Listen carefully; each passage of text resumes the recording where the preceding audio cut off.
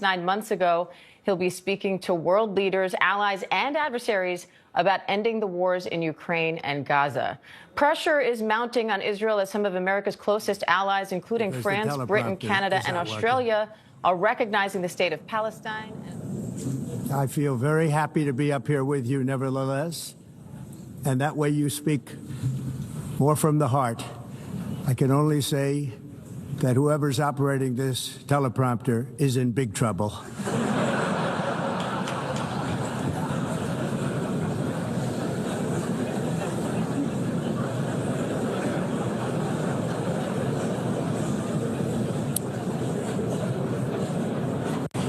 Hello, Madam First Lady. Thank you very much for being here. And Madam President, Mr. Secretary General, First Lady of the United States, distinguished delegates, ambassadors, and world leaders. 6 years have passed since I last stood in this grand hall and addressed a world that was prosperous and at peace in my first term. Since that day, the guns of war have shattered the peace I forged on 2 continents. An era of calm and stability gave way to one of the great crises of our time.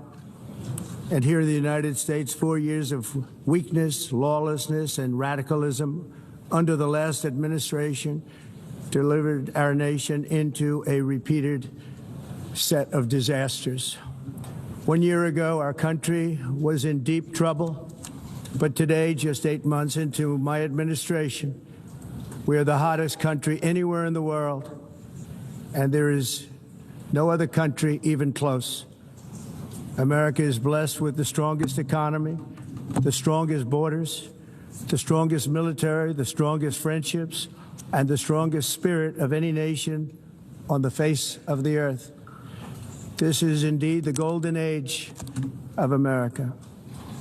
We are rapidly reversing the economic calamity we inherited from the previous administration, including ruinous price increases and record-setting inflation like we've never had before. Under my leadership, energy costs are down, gasoline prices are down, grocery prices are down, mortgage rates are down, and inflation has been defeated. The only thing that's up is the stock market, which just hit a record high. In fact, it hit a record high 48 times in the last short period of time. Growth is surging, manufacturing is booming. The stock market, as I said, is doing better than it's ever done. And all of you in this room benefit by that, almost everybody. And importantly, workers' wages are rising at the fastest pace in more than 60 years. And that's what it's all about, isn't it? In 4 years of President Biden, we had less than $1 trillion of new investment into the United States. In just 8 months since I took office, we have secured commitments and money already paid for $17 trillion. Think of it, 4 years, less than $1 trillion, 8 months, much more than $17 trillion is being invested in the United States, and it's now pouring in from all parts of the world. We've implemented the largest tax cuts in American history and the largest regulation cuts in American history, making this once and again the best country on earth to do business. And many of the people in this room are investing in America, and it's turned out to be an awfully good investment during this 8-month period. In my first term, I built the greatest economy in the history of the world. We had the best economy ever, history of the world. And I'm doing the same thing again, but this time it's actually much bigger and even better. The numbers far surpass my record-setting first term. On our southern border, we have successfully repelled a colossal invasion. And for the last 4 months, and that's 4 months in a row, the number of illegal aliens admitted and entering our country has been 0. Hard to believe, because if you look back just A year ago, it was millions and millions of people pouring in from all over the world, from prisons, from mental institutions, drug dealers. All over the world they came. They just poured into our country with the ridiculous open border policy of the Biden administration. Our message is very simple. If you come illegally into the United States, you're going to jail, or you're going back to where you came from, or perhaps even further than that. You know what that means. I want to thank the country of El Salvador for the successful and professional job they've done in receiving and jailing so many criminals that entered our country. And it was under the previous administration that the number became record-setting, and they're all being taken out. We have no choice. And other countries have no choice, because other countries are in the exact same situation with immigration. It's destroying your country, and you have to do something about it. On the world stage, America is respected again like it has never been respected before. You think about 2 years ago, 3 years ago, 4 years ago, or 1 year ago, we were a laughingstock all over the world. At the NATO summit in June, virtually all NATO members formally committed to increase defense spending, at my request, from 2% to 5% of GDP, making our alliance far stronger and more powerful than it was ever before. In May, I traveled to the Middle East to visit my friends and rebuild our partnerships in the Gulf and those valued relationships with Saudi Arabia, Qatar, and the UAE, and other countries are now, I believe, closer than ever before. My administration has negotiated one historic trade deal after another, including with the United Kingdom, the European Union, Japan, South Korea, Vietnam, Indonesia, the Philippines, Malaysia, and many, many others. Likewise, in a period of just 7 months, I have ended 7 unendable wars. They said they were unendable. You're never going to get them solved. Some were going for 31 years, 2 of them, 31, think of it, 31 years. One was 36 years. One was 28 years. I ended 7 wars. And in all cases, they were raging with countless thousands of people being killed. This includes Cambodia and Thailand, Kosovo and Serbia, the Congo and Rwanda, a vicious, violent war that was, Pakistan and India, Israel and Iran, Egypt and Ethiopia, and Armenia and Azerbaijan. It included all of them. No president or prime minister, and for that matter, no other country has ever done anything close to that. And I did it in just 7 months. It's never happened before. There's never been anything like that. I'm very honored to have done it. It's too bad that I had to do these things instead of the United Nations doing them. And sadly, in all cases, the United Nations did not even try to help in any of them. I ended 7 wars, dealt with the leaders of each and every one of these countries, and never even received a phone call from the United Nations offering to help in finalizing the deal. All I got from the United Nations was an escalator that on the way up stopped right in the middle. If the First Lady wasn't in great shape, she would have fallen. But she's in great shape. We're both in good shape. We both stood. And then a teleprompter that didn't work. These are the 2 things I got from the United Nations, a bad escalator and a bad teleprompter. Thank you very much. And by the way, it's working now. It just went on. Thank you. I think I should just do it the other way. It's easier. Thank you very much. I didn't think of it at the time because I was too busy working to save millions of lives. That is the saving and stopping of these wars. But later I realized that the United Nations wasn't there for us. They weren't there. I thought of it really after the fact, not during these negotiations, which were not easy. That being the case, What is the purpose of the United Nations? The UN has such tremendous potential. I've always said it. It has such tremendous, tremendous potential, but it's not even coming close to living up to that potential. For the most part, at least for now, all they seem to do is write a really strongly worded letter and then never follow that letter up. It's empty words, and empty words don't solve war. The only thing that solves war and wars is action. Now, after ending all of these wars and also earlier negotiating the Abraham Accords, which is a very big thing for which our country received no credit, never receives credit. Everyone says that I should get the Nobel Peace Prize for each one of these achievements. But for me, the real prize will be the sons and daughters who live to grow up with their mothers and fathers, because millions of people are no longer being killed in endless and unglorious wars. What I care about is not winning prizes, it's saving lives. We saved millions and millions of lives with the 7 wars. And we have others that we're working on, and you know that. Many years ago, a very successful real estate developer in New York, known as Donald J. Trump, I bid on the renovation and rebuilding of this very United Nations complex. I remember it so well.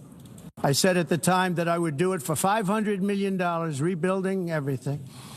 It would be beautiful. I used to talk about, I'm going to give you marble floors.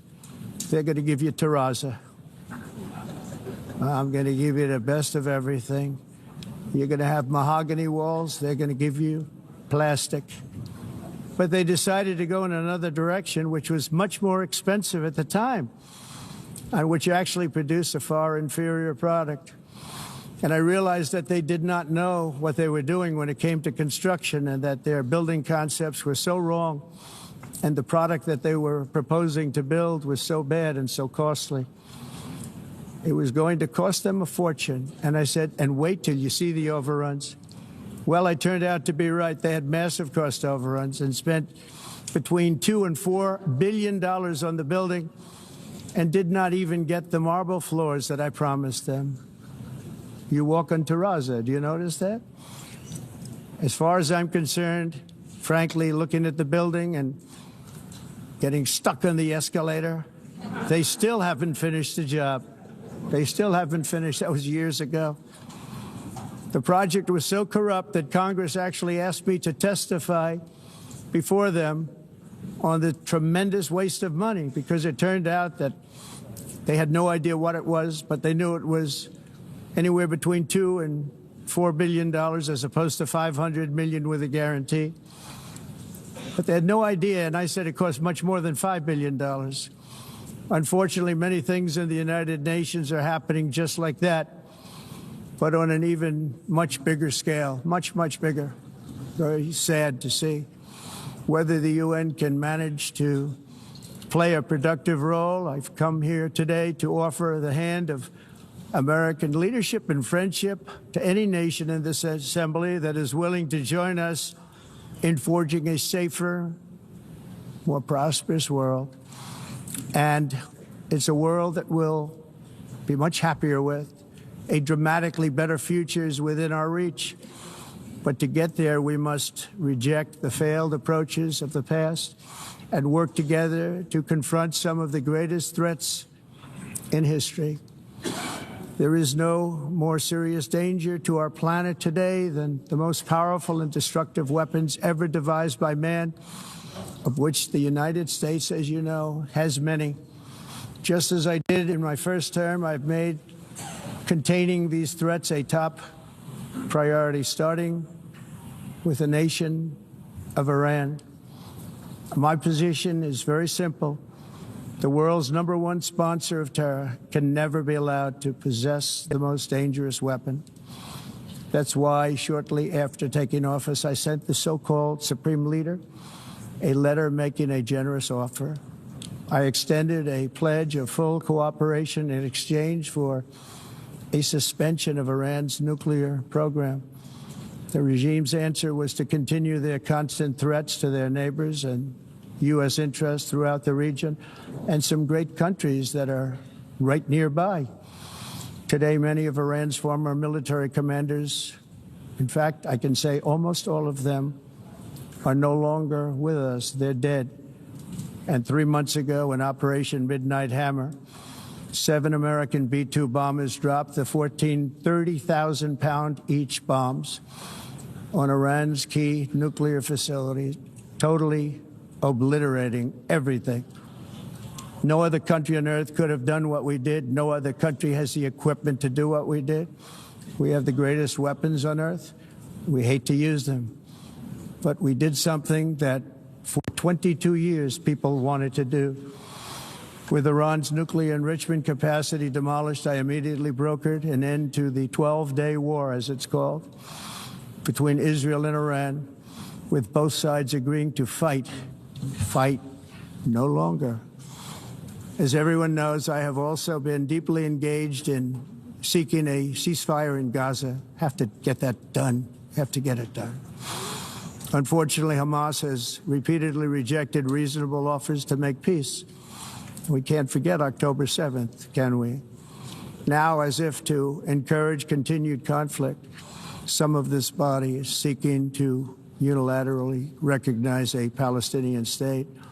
The rewards would be too great for Hamas terrorists for their atrocities. This would be a reward for these horrible atrocities, including October 7th, even while they refuse to release the hostages or accept a ceasefire. Instead of giving to Hamas and giving so much, because they've taken so much, they have taken so much. This could have been solved so long ago. But instead of giving in to Hamas's ransom demands, those who want peace should be united with one message: release the hostages now. Just release the hostages now. Thank you.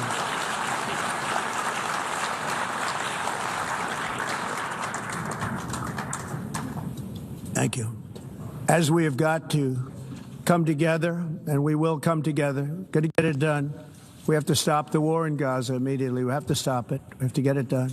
We have to negotiate, immediately have to negotiate peace. We got to get the hostages back. We want all 20 back. We don't want 2 and 4. As you know, I got, along with Steve Witkoff and others that helped us, Marco Rubio, we got most of them back. We were involved in all of them. But I always said the last 20 are going to be the hardest, and that's exactly what happened. We have to get them back now. We don't want to get back 2, and then another 2, and then 1, and then 3, have this process. No, we want them all back, and we want the actually 38 dead bodies back, too. Those parents came to me, and they want them back, and they want them back very quickly and very badly, as though they were alive. They want them. They want them every bit as much as if their son or daughter were alive.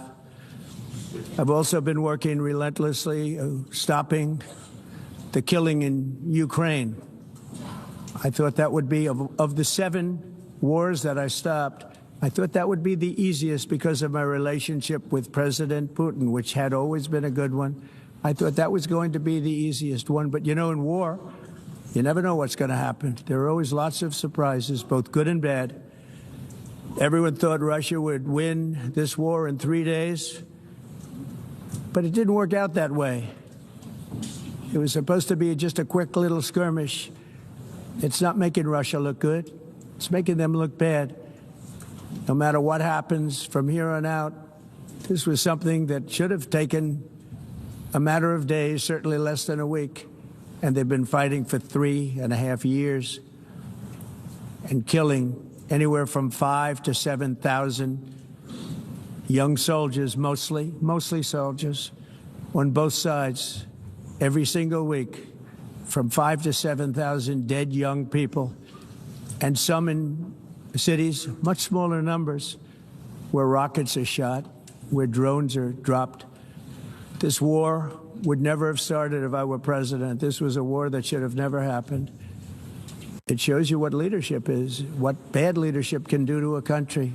Look what happened to the United States, and look where we are right now in just a short period of time. The only question now is how many more lives will be needlessly lost on both sides. China and India are the primary funders of the ongoing war by continuing to purchase Russian oil. But inexcusably, even NATO countries have not cut off much Russian energy and Russian energy products, which, as you know, I found out about 2 weeks ago, and I wasn't happy. Think of it. They're funding the war against themselves. Who the hell ever heard of that one? In the event that Russia is not ready to make a deal to end the war, then the United States is fully prepared to impose a very strong round of powerful tariffs, which would stop the bloodshed, I believe, very quickly. But for those tariffs to be effective, European nations, all of you are gathered here right now, would have to join us in adopting the exact same measures. I mean, you're much closer to this. We have an ocean in between. You're right there. And Europe has to step it up. They can't be doing what they're doing. They're buying oil and gas from Russia while they're fighting Russia. It's embarrassing to them. And it was very embarrassing to them when I found out about it, I can tell you that. They have to immediately cease all energy purchases from Russia.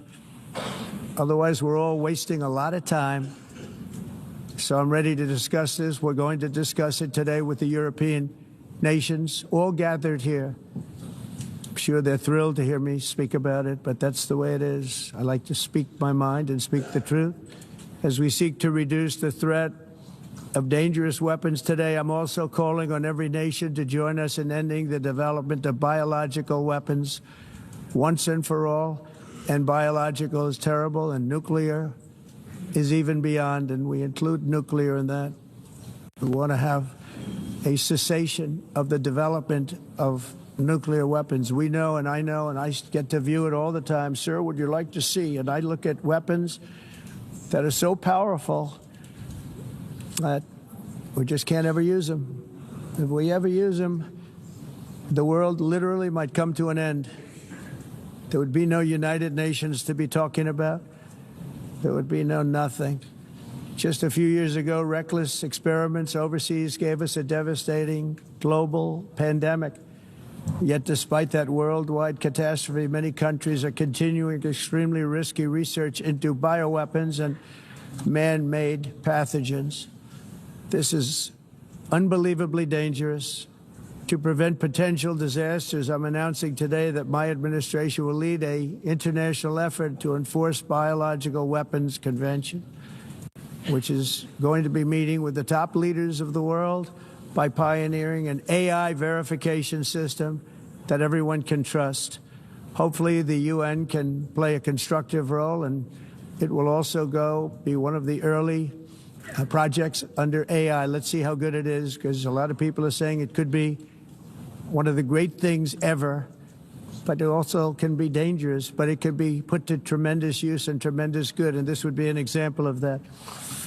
Not only is the UN not solving the problems it should, too often, it's actually creating new problems for us to solve. The best example is the #1 political issue of our time, the crisis of uncontrolled migration. It's uncontrolled. Your countries are being ruined. The United Nations is funding an assault on Western countries and their borders. In 2024, the UN budgeted $372 million in cash assistance to support an estimated 624,000 migrants journeying into the United States. Think of that. The UN is supporting people that are illegally coming into the United States, and then we have to get them out. The UN also provided food, shelter, transportation, and debit cards to illegal aliens. Can you believe that? On the way to infiltrate our southern border.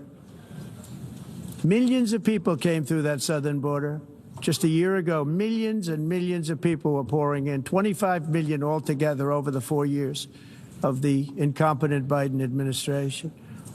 And now we have it stopped, totally stopped. In fact, they're not even coming anymore because they know they can't get through. But what took place is totally unacceptable. The UN is supposed to stop invasions, not create them and not finance them. In the United States, we reject the idea that mass numbers of people from foreign lands can be permitted to travel halfway around the world, trample our borders, violate our sovereignty, cause unmitigated crime, and deplete our social safety net.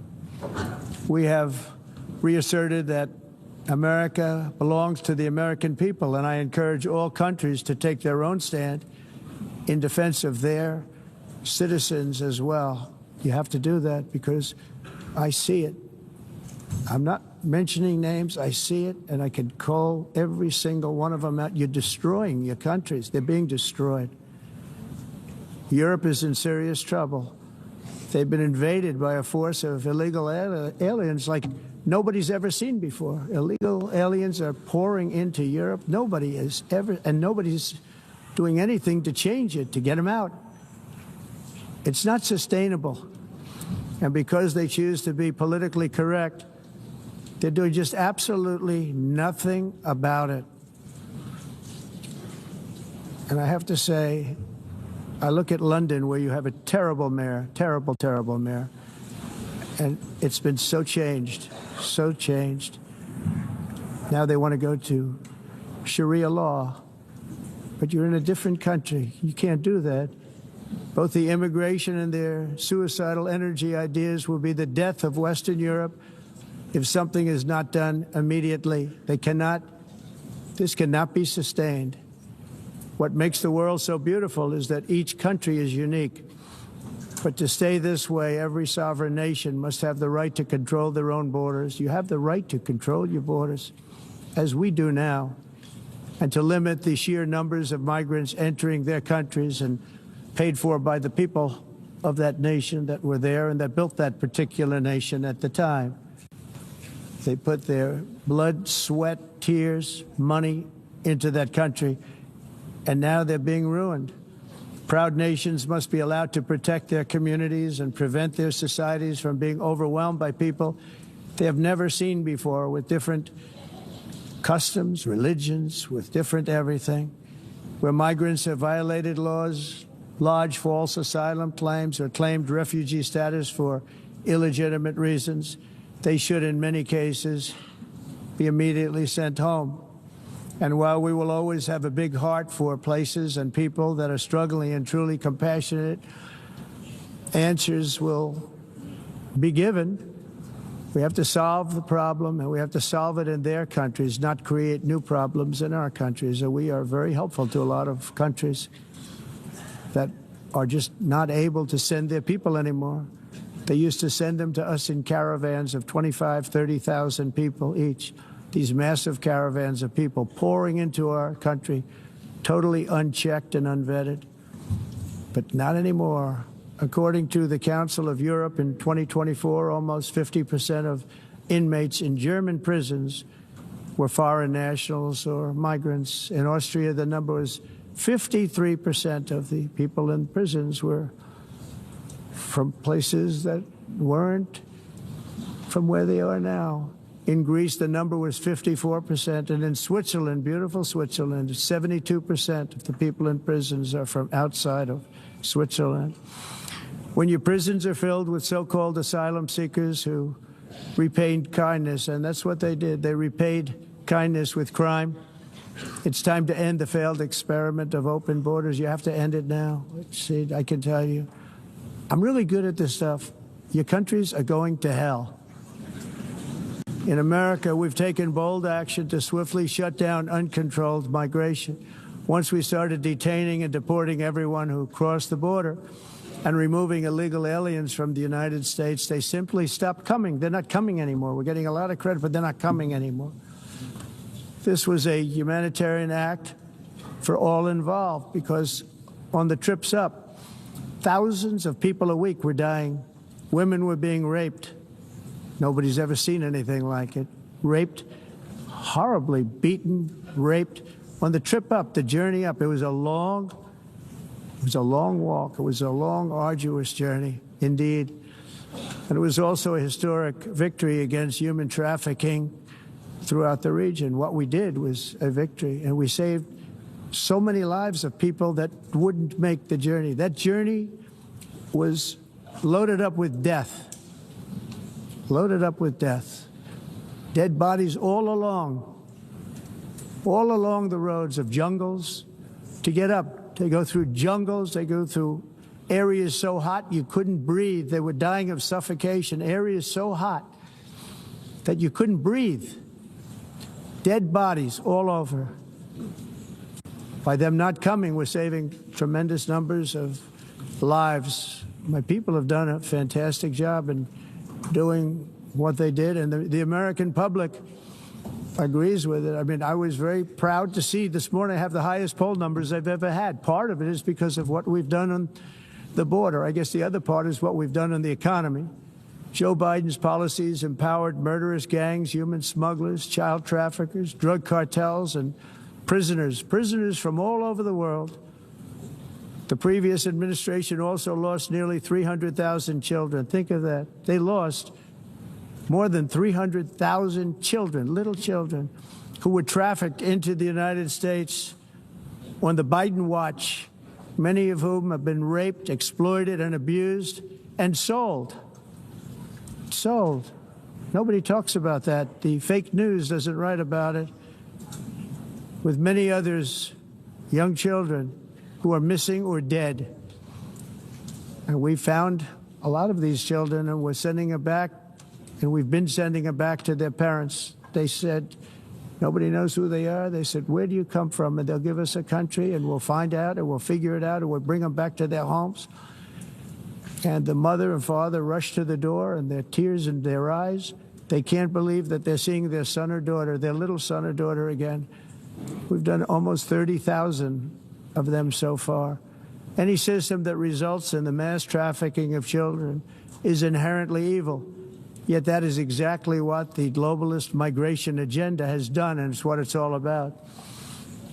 In America, those days, as you know, are over. The Trump administration is working, and we are continuing to work to track down the villains that are causing this problem, and also, as I said, to get back the 30,000 we've already returned. Now I think we're going to have another. We're going to find a lot. You're not going to find all of them. 300, more than 300,000.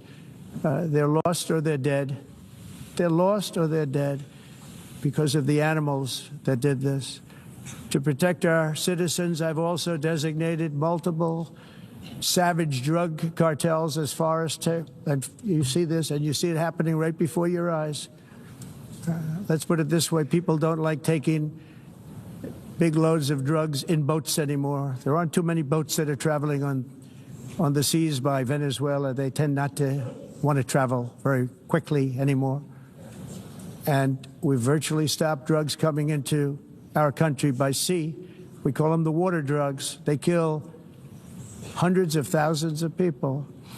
I've also designated multiple savage drug cartels as far as foreign terrorist organizations, along with two bloodthirsty transnational gangs, probably the worst gangs anywhere in the world, MS-13 and Tren de Aragua.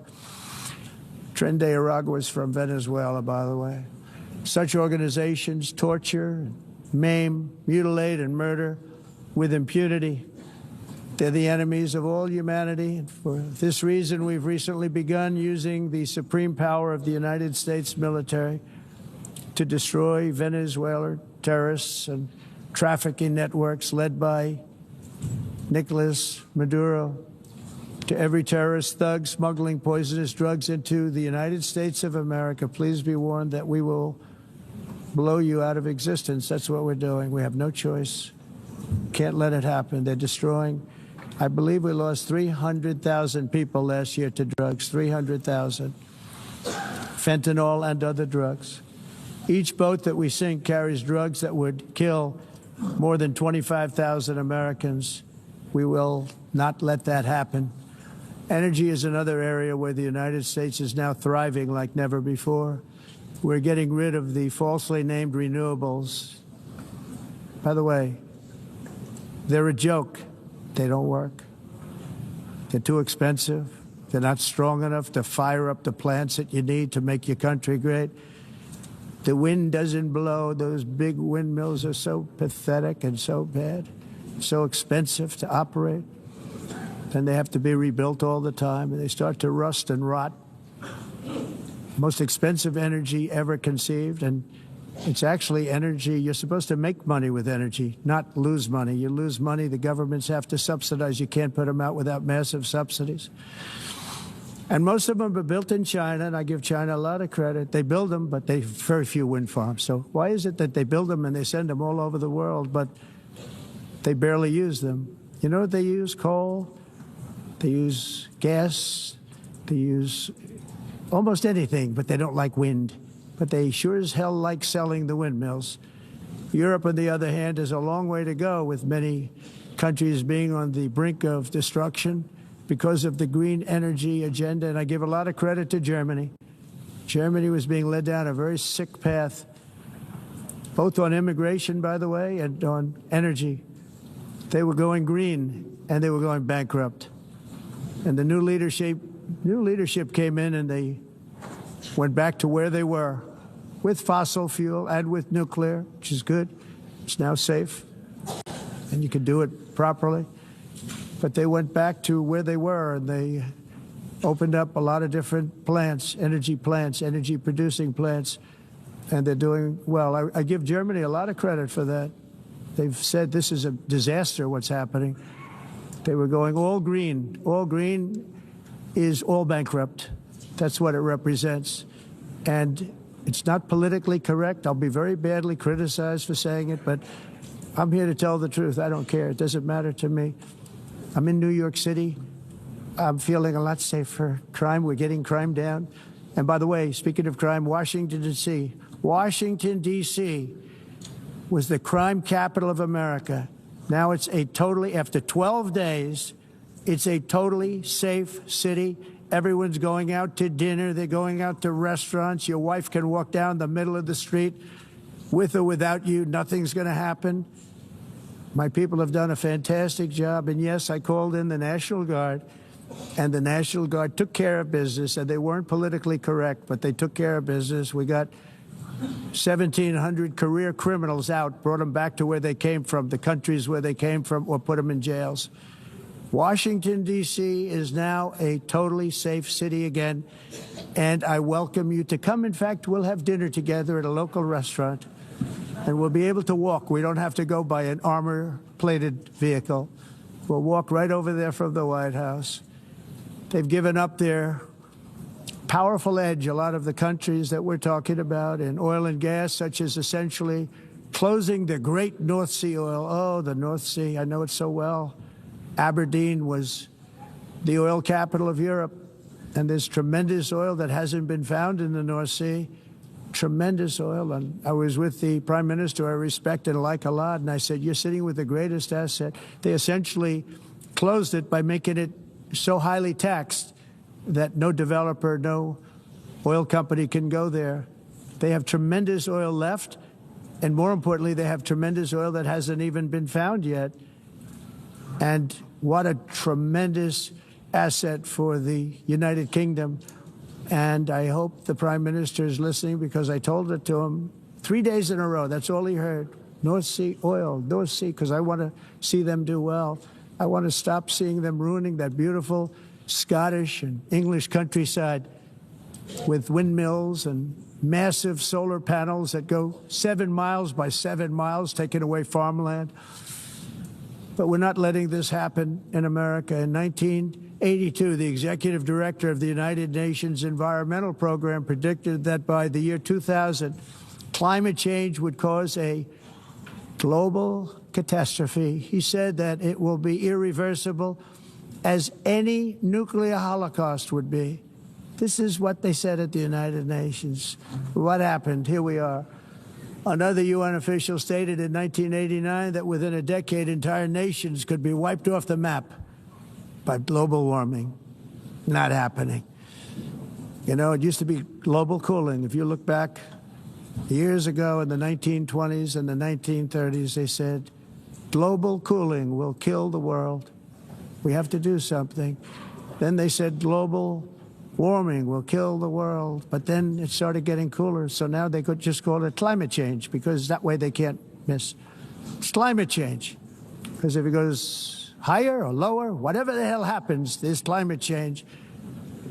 It's the greatest con job ever perpetrated on the world, in my opinion. Climate change, no matter what happens, you're involved in that. No more global warming, no more global cooling. All of these predictions made by the United Nations and many others, often for bad reasons, were wrong. They were made by stupid people that have cost their countries fortunes and given those same countries no chance for success. If you don't get away from this green scam, your country is going to fail. And I'm really good at predicting things, you know. They actually said during the campaign, they had a hat, the best-selling hat. Trump was right about everything. And I don't say that in a braggadocious way, but it's true. I've been right about everything. And I'm telling you that if you don't get away from the green energy scam, your country is going to fail. And if you don't stop people that you've never seen before, that you have nothing in common with, your country is going to fail. I'm the president of the United States, but I worry about Europe. I love Europe. I love the people of Europe. And I hate to see it being devastated by energy and immigration. This double-tailed monster destroys everything in its wake, and they cannot let that happen any longer. You're doing it because you want to be nice. You want to be politically correct, and you're destroying your heritage. They must take control strongly and immediately of the unmitigated immigration disaster and the fake energy catastrophe before it's too late. The carbon footprint is a hoax made up by people with evil intentions, and they're heading down a path of total destruction. You know, the carbon footprint was a big, big thing a few years ago. I remember hearing about the carbon footprint, and then President Obama would get into Air Force One, a massive Boeing 747, and not a new one, an old one with old engines that spew everything into the atmosphere. He'd talk about the carbon footprint, we must do so. Then he'd get in and he'd fly from Washington to Hawaii to play a round of golf. And then he'd get back onto that big, beautiful plane and he'd fly back and he'd talk about, again, global warming and the carbon footprint. It's a con job. At extreme cost and expense, Europe reduced its own carbon footprint by 37%. Think of that. Congratulations, Europe. Great job. You cost yourself a lot of jobs, a lot of factories closed, but you reduced the carbon footprint by 37%. However, for all of that sacrifice and much more, it's been totally wiped out and then some by a global increase of 54%. Much of it coming from China and other countries that are thriving around China, which now produces more CO2 than all the other developed nations in the world. So all of these countries are working so hard on the carbon footprint, which is nonsense, by the way. It's nonsense. You know, it's interesting. In the United States, we have still radicalized environmentalists, and they want the factories to stop. Everything should stop. No more cows. We don't want cows anymore. I guess they want to kill all the cows. They want to do things that are just unbelievable, and you have it too. But, you know, we have a border, strong, and we have a shape, and that shape doesn't just go straight up. That shape is amorphous when it comes to the atmosphere. And if we had the most clean air, and I think we do, we have very clean air. We have the cleanest air we've had in many, many years. But the problem is that other countries, like China, which has air that's a little bit rough, it blows. And no matter what you're doing down here, the air up here tends to get very dirty because it comes in from other countries where their air isn't so clean. And the environmentalists refuse to acknowledge that. Same thing with garbage. In Asia, they dump much of their garbage right into the ocean. And over about a 1 week and 2 week journey, it flows right past Los Angeles. You've seen it. Massive amounts of garbage, almost too much to do anything about, flowing past Los Angeles, past San Francisco. And then somebody will get in trouble because he dropped a cigarette on the beach. The whole thing is crazy. The primary effect of these brutal green energy policies has not been to help the environment, but to redistribute manufacturing and industrial activity from developed countries that follow the insane rules that are put down to polluting countries that break the rules and are making a fortune. They're making a fortune. European electricity bills are now 4 to 5 times more expensive than those in China, and 2 to 3 times higher than the United States. And our bills are coming way down. You probably see that our gasoline prices are way down. You know, we have an expression, drill, baby, drill, and that's what we're doing. We're going to be much lower in a year from now. But they've come way down over the last year.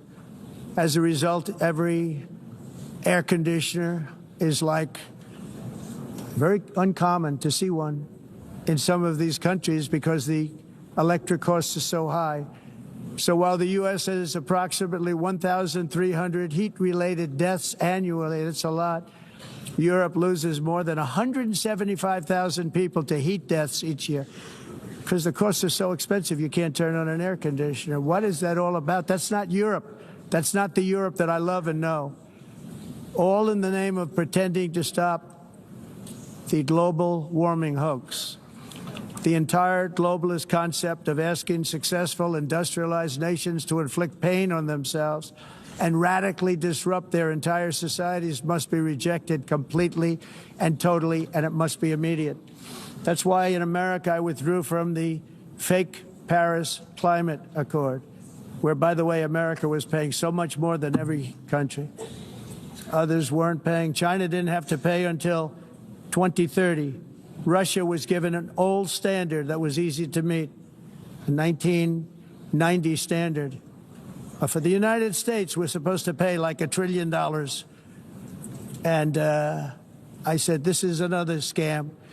The fact is, the United States has been taken advantage of by the world for many, many years, but not any longer, as you probably noticed.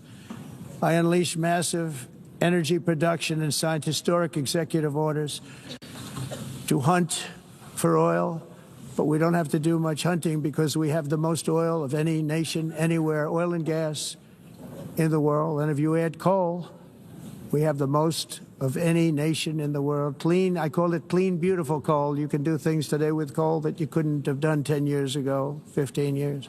So I have a little standing order in the White House. Never use the word coal, only use the words clean, beautiful coal.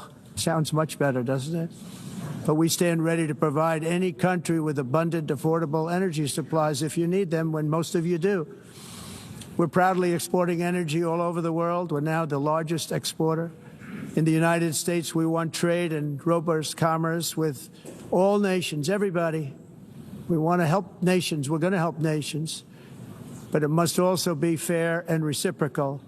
The challenge with trade is much the same with climate. The countries that followed the rules, all their factories have been plundered. It's really sad to watch. They've been broken. They've been broken by countries that broke the rules.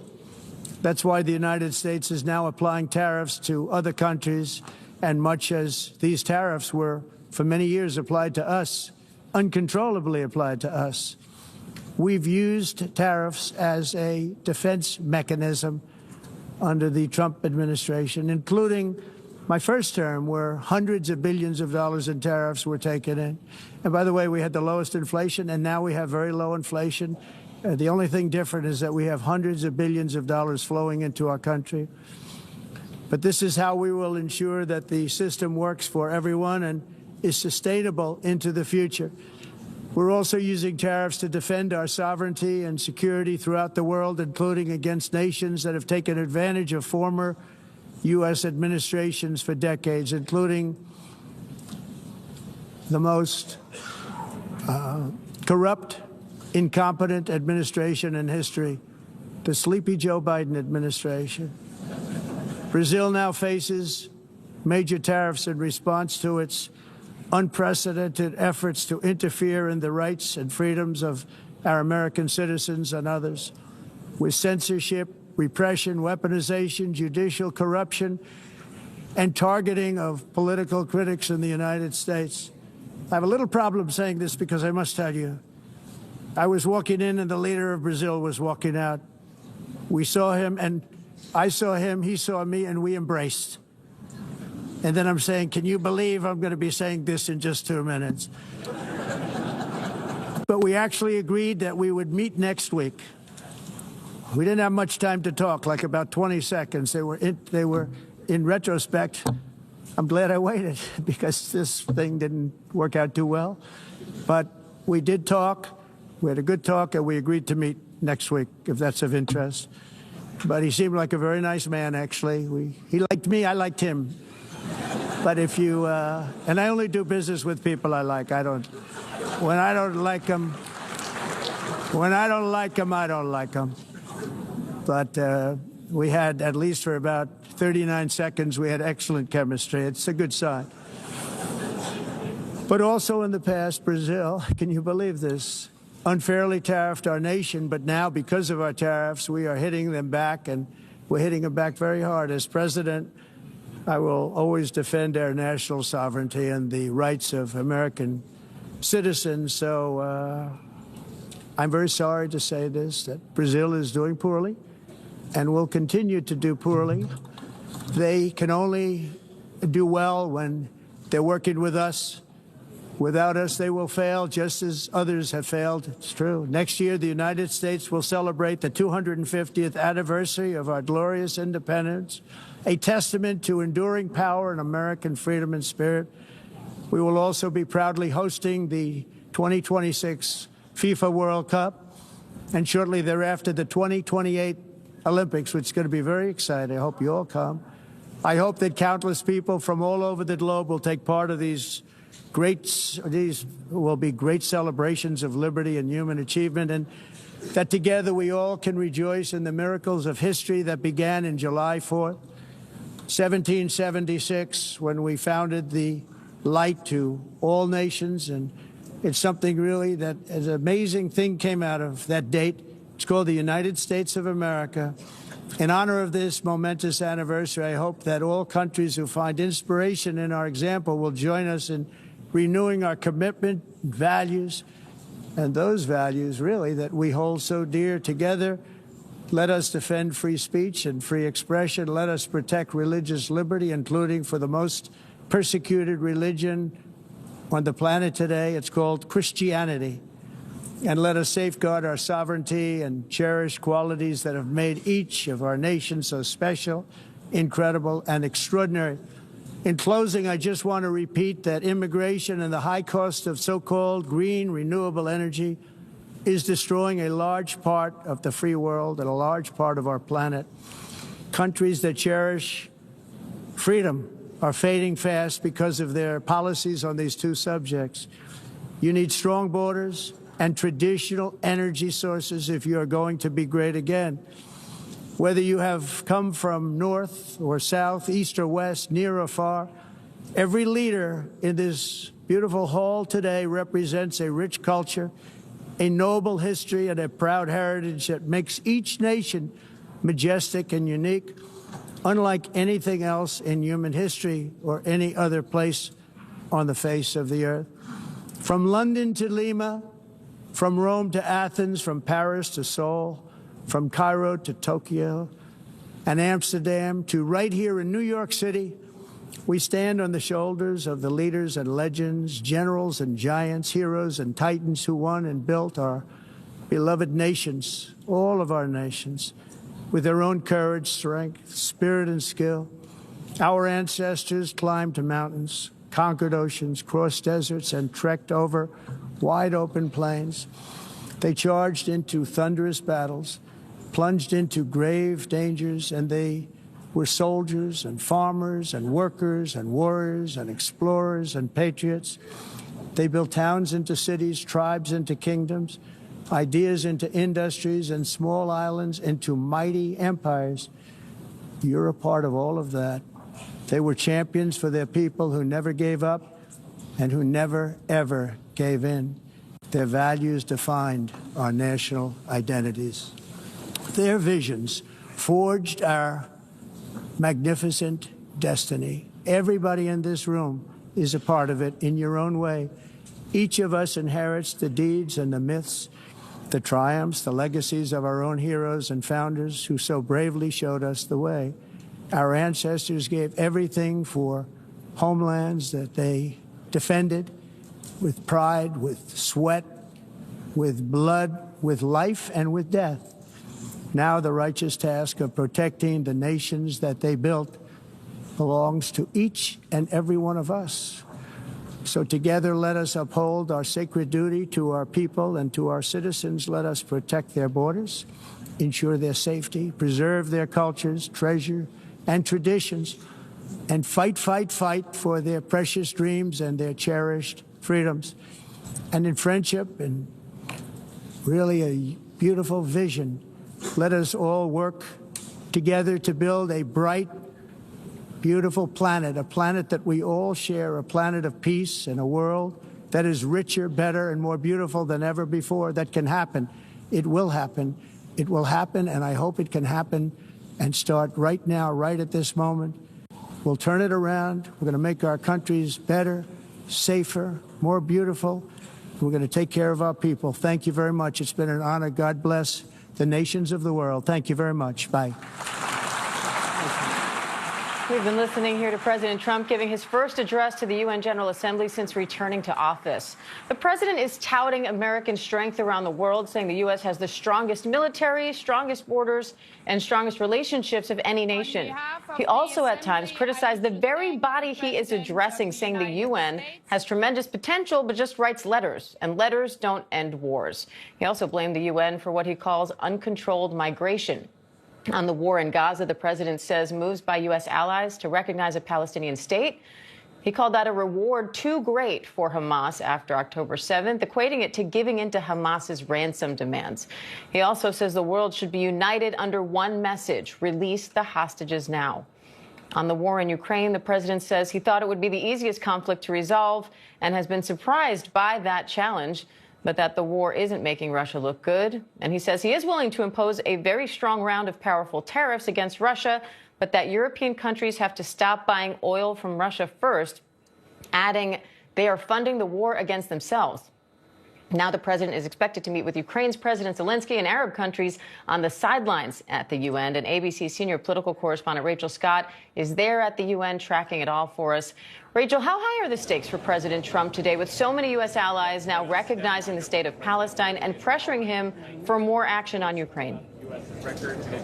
Yeah, well, this was a really highly anticipated speech by the President of the United States here at the United Nations, because he has not been shy about making it clear that he has a direct line not only to Russian President Vladimir Putin, but also to Israeli Prime Minister Benjamin Netanyahu, two leaders that are really the focus of so much of the conversations that are happening here, not only as these leaders give these addresses in front of the United Nations, but also on the sidelines as they discuss how to move toward peace. But you heard the president there. He was very clear in addressing this growing support that we are seeing from many of our allies, including most notably and recently France, saying that they would support Palestinian statehood. The president saying that that would be a reward for Hamas, saying that they need to unite around this message of releasing the hostages. And Diane, it could not be understated, the president going after the United Nations, saying all they do is put out letters that have empty words. Empty words do not solve wars, the president said. That is a drastic difference and definitely a distance to where previous administrations have been with the United Nations, a body that encompasses over 190 nations committed to world peace. Diane. ABC's Chief Global Affairs Correspondent Martha Raddatz. Martha, you were just in Ukraine with President Zelensky and at that Alaska summit between President Trump and Russian President Vladimir Putin. What did you make of President Trump posing this tariff threat against Russia, but only if Europe, in his words, stops funding the war against themselves?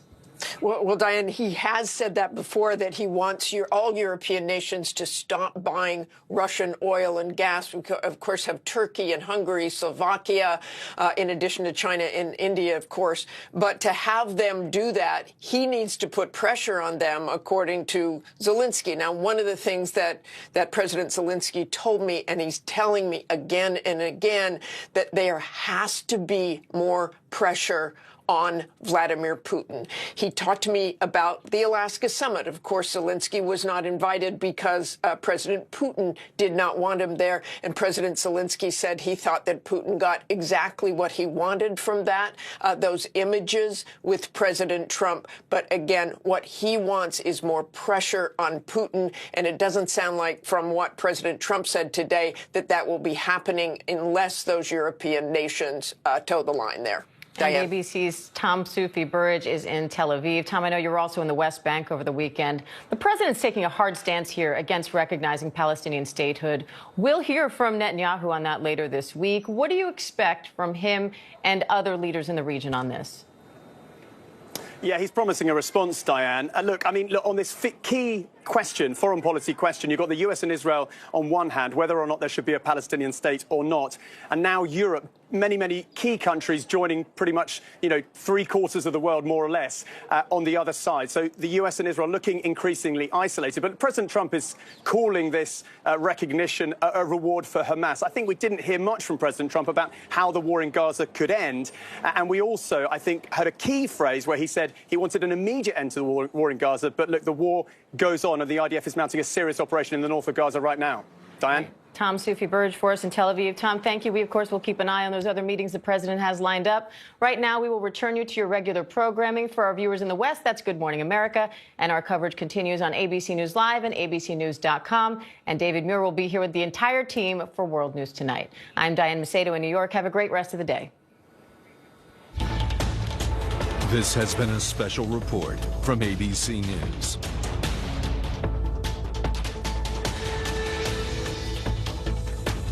You are watching ABC News Live special coverage of President Trump addressing the United Nations General Assembly. The president says the U.S. is the hottest country in the world right now, blessed with the strongest economy, strongest borders, and strongest military of any nation.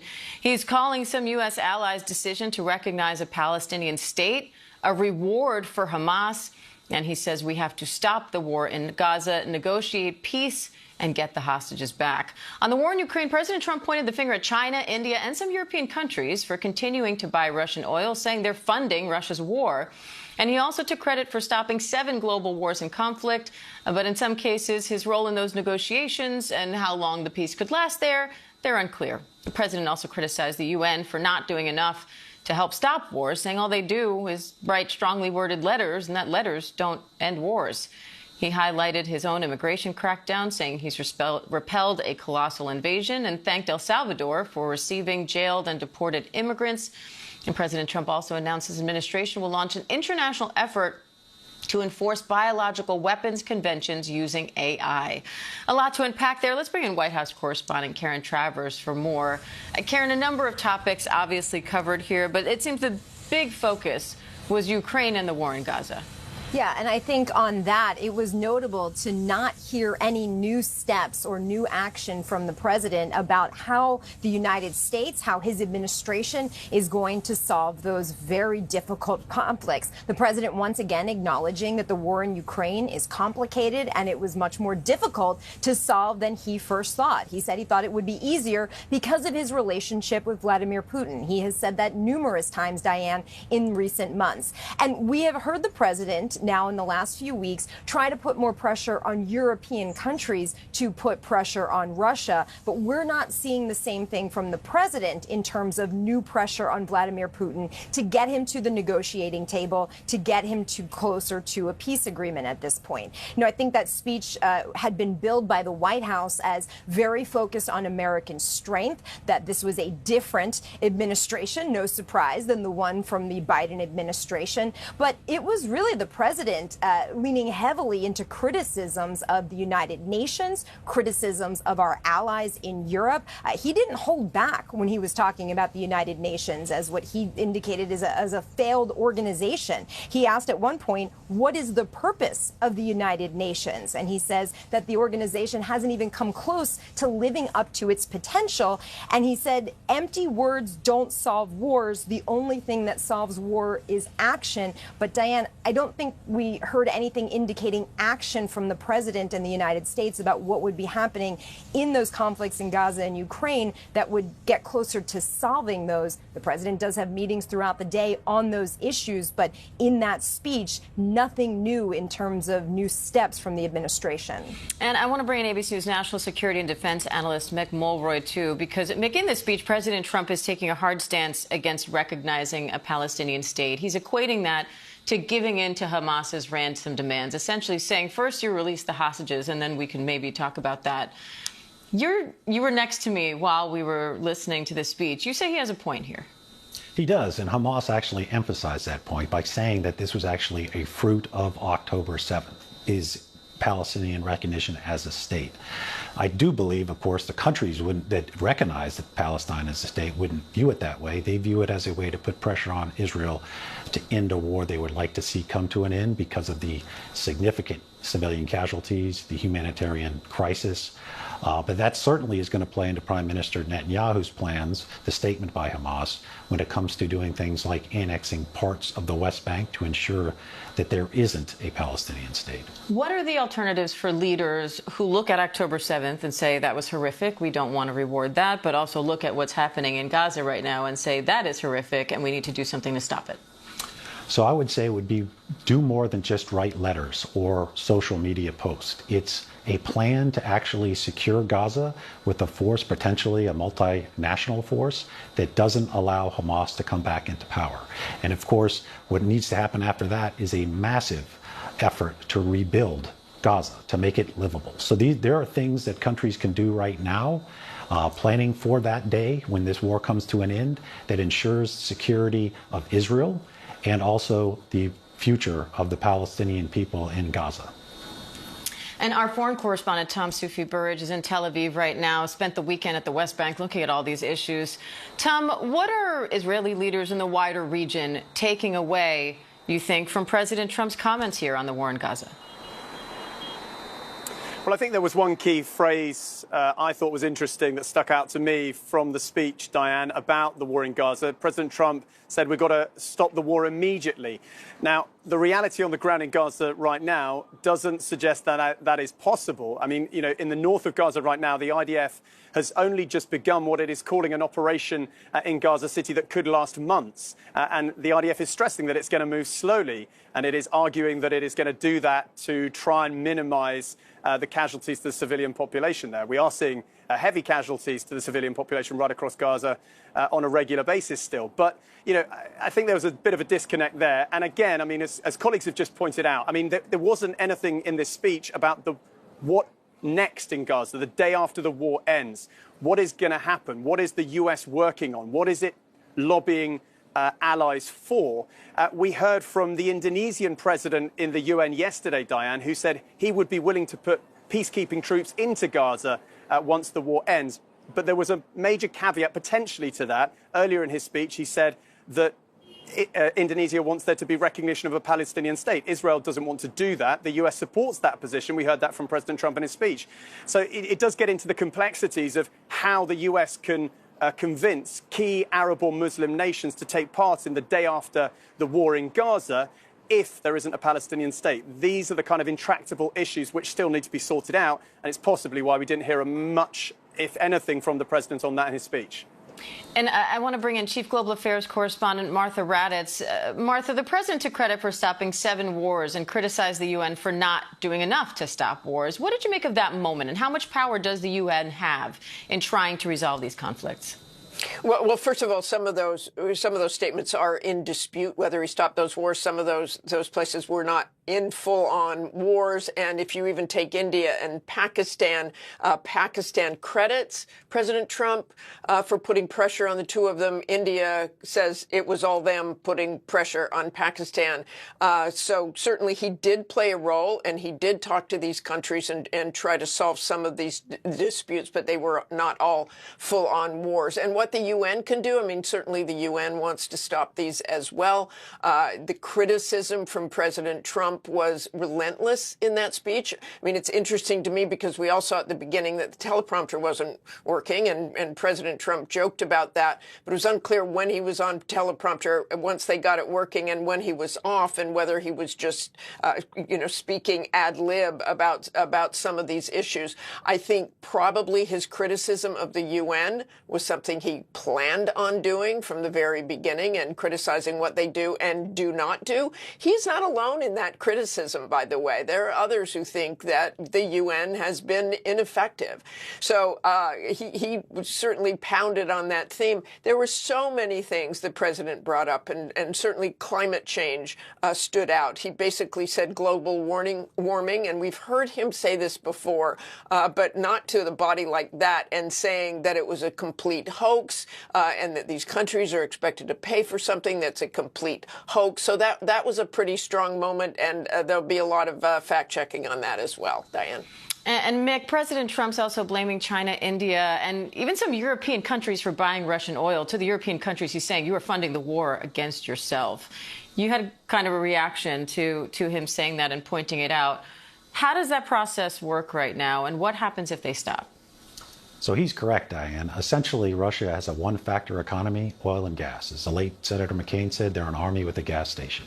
If they would stop purchasing this energy from Russia, they could not fund the war in Ukraine.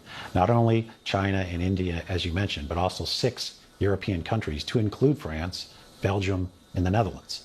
So he has a very strong point that they need to do that as well, and then collectively they need to impose secondary sanctions on any country that does this. That's what's funding the war. It could not continue if there was no resources. He's saying he has strong tariffs in his pocket if he wants to pull them out that could, in his words, stop the bloodshed. Does the U.S. have that much leverage? Yes, especially if they can actually convince countries like China, India, and Turkey, the major purchaser of Russian energy, to stop doing that. So that's why the bill in the Senate is up to 500% sanctions or tariffs. That could make a significant difference. But if the Europeans did it as well, that would just amplify the effect of cutting off the resources for this war. All right, Karen Travers, Mick Mulroy, Tom Sufi Burridge, Martha Raddatz, thank you all. We'll be right back with more news right after the break. Stay with us. I'd never seen that many skeletal remains. Thousands.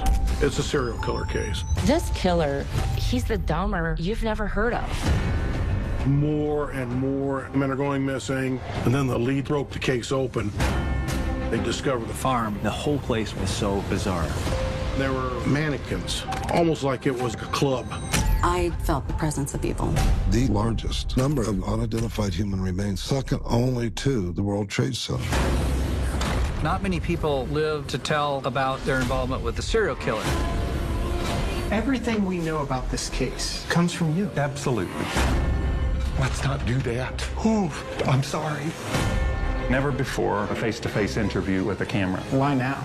Let me ask you, am I the evil culprit, the accomplice? I'd like to know how the audience views me. The Fox Hollow Murders, Playground of a Serial Killer. Only on Hulu. Abby and Libby had gone on a walk, but we went to pick them up. They weren't there. When the bodies were found, it felt different than any crime scene that I've ever seen. She captured the image of her own murderer. That Libby was able to get the video was very amazing. There were dozens of viable suspects. Here's the rest of the story. Here's what they didn't tell you. The person that did this is pure evil. Capturing their killer. The Girls on the High Bridge. Only on Hulu. It's help, my fiance's on the floor with blood everywhere. Please hurry. There's a knife sticking out of her heart. Oh, no! Philadelphia medical examiner initially ruled Greenberg's death a homicide before switching it to suicide. How was this ruled a suicide? It just does not add up. Everyone realized how strange and twisted this case was. If you want to get away with a homicide, have it declared a suicide. Death in Apartment 603. What happened to Ellen Greenberg? Only on Hulu.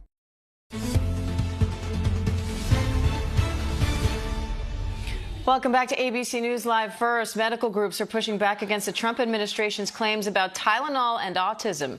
The president says the active ingredient in Tylenol, acetaminophen, is associated with an increased risk of autism when taken during pregnancy. Now the FDA is advising clinicians to consider minimizing the use of acetaminophen during pregnancy for routine low